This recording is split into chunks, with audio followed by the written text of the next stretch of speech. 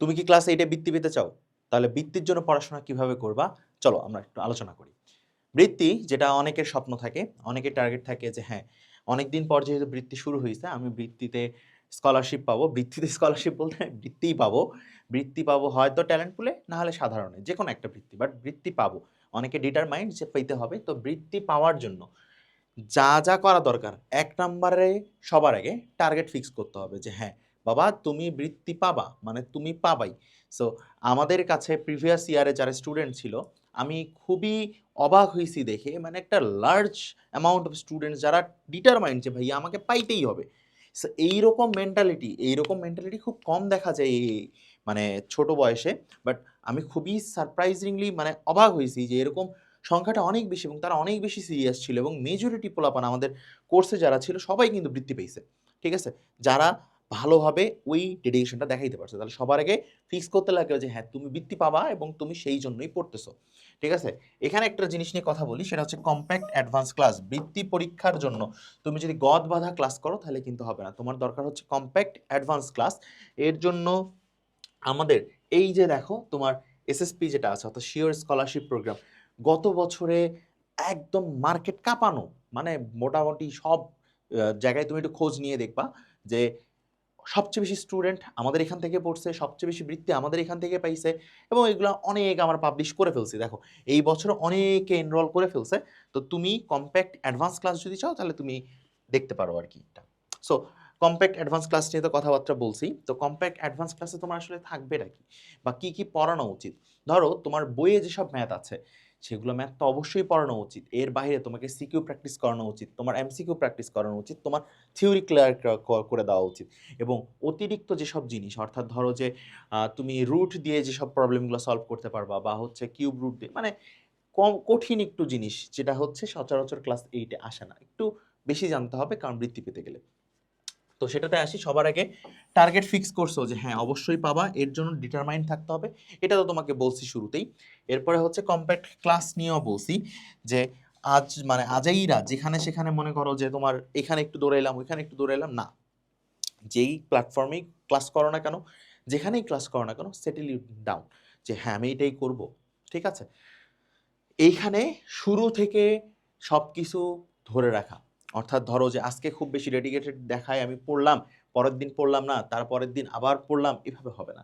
একদম regularity maintain করতে হবে। একটা জিনিস অবশ্যই মনে রাখতে হবে, রেগুলারিটি, রেগুলারিটি থাকতে হবে। তোমার মধ্যে যদি রেগুলারিটি না থাকে, রেগুলারিটির অভাব যদি থাকে তাহলে হবে না। কারণ হচ্ছে তোমাকে রেগুলার হয়েই সব কাজ করতে হবে।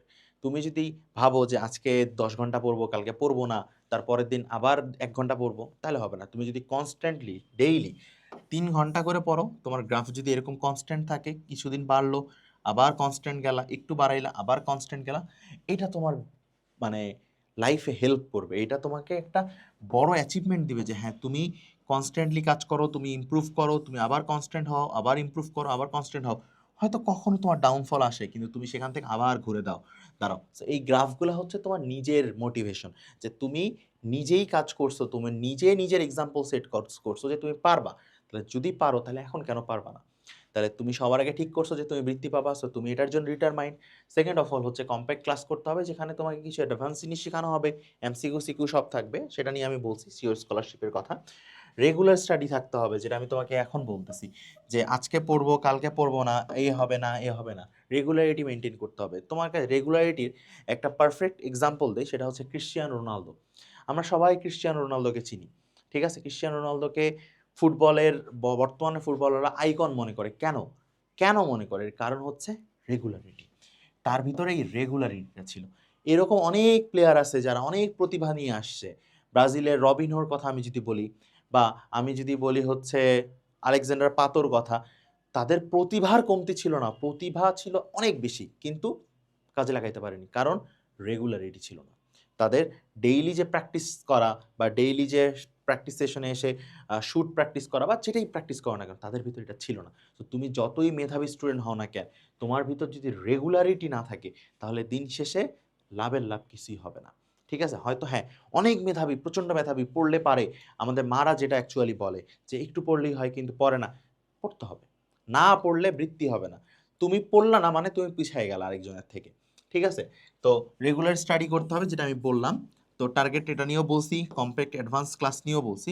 এখন হয় যে সিনিয়রদের পরামর্শ নিতে হবে। সিনিয়রদের পরামর্শ বলতে যারা বিগত বছরের প্রথম বৃত্তি পরীক্ষা যেটা হয়েছে অনেক দিন পর সেটাতে বৃত্তি পাইছে, এদের সাথে একটু কথা বলার চেষ্টা করা উচিত।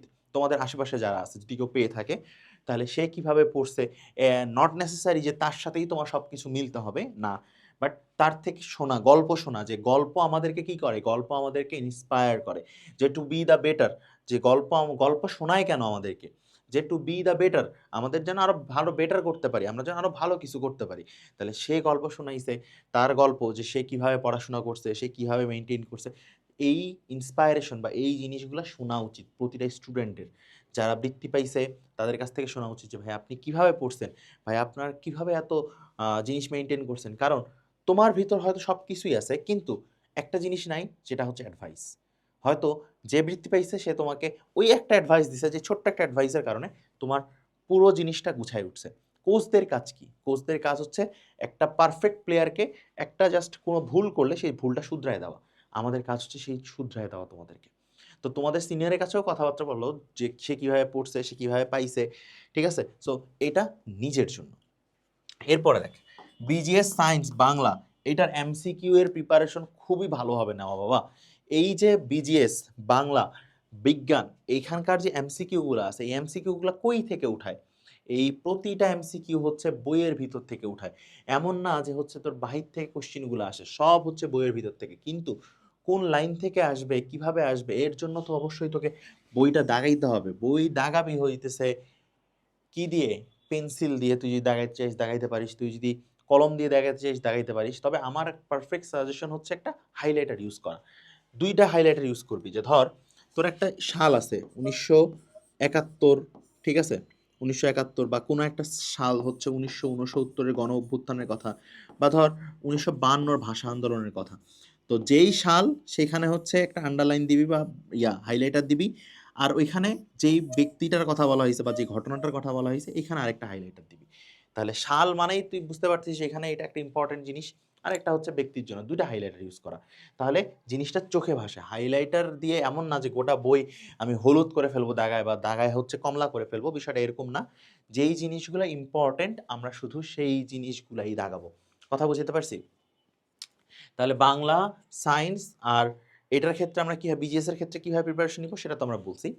আর সবচেয়ে বড় অ্যালার্মিং যে জায়গাটা ম্যাথের ক্ষেত্রে, আমরা যেই কাজটা করি না সেটা হচ্ছে ম্যাথ আমরা প্র্যাকটিস করি না। আমরা ম্যাথ ভাবি যে আজকে করছি, আরে পরীক্ষার হলে একবার করেই পেয়ে যাবো। না, পরীক্ষার হলে একবার করে মিলাইতে পারবা না। তখন পরীক্ষার হলে যদি ভুল হয়ে যায়, এই যে নার্ভটা একবার যখন লস হয়ে যাবে, দেন মনে হবে আরে আমি পারতেছি না, হচ্ছে না কিছু আমার দ্বারা, আমি কি করব, আমি পারতেছি না। তো এই জিনিসগুলো করা যাবে না।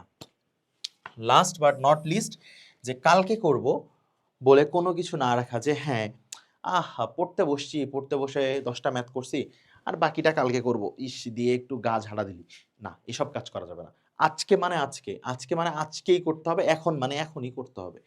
ঠিক আছে? এখন মানে এই না যে কালকে করবি, এখন মানে এখন। এই মেন্টালিটি রাখতে হবে যে কালকের জন্য কোনো কিছু ফেলে রাখবো না। কারণ কালকের জন্য যদি কোনো কিছু ফেলে রাখি, সেই কাল আর আসে না। আগামীকাল বলে কোনো শব্দ তোর ডিকশনারিতে থাকবে না। যা থাকবে সবকিছুই হচ্ছে বর্তমান, যা থাকবে সবকিছুই আজকে। আজকের কাজ মানে আজকে, আজকে যেটা হয়নি মানে হয়নি। এটা তুই কবে ফিল আপ করবি? কালকে। তাহলে কালকেরটা কবে করবি? তারপরের দিন। তাহলে এই যে ল্যাকিংস, এটা করা যাবে না। আজকে মানে আজকেই। সো বৃত্তির জন্য এই কয়টা জিনিস তুই যদি এখনই ফিক্স করিস, আমি আশা করি যে তুই অবশ্যই বৃত্তি পাবি, এন্ড তোকে পেতেই হবে। দেখা হচ্ছে পরের ভিডিওতে। আল্লাহ হাফেজ।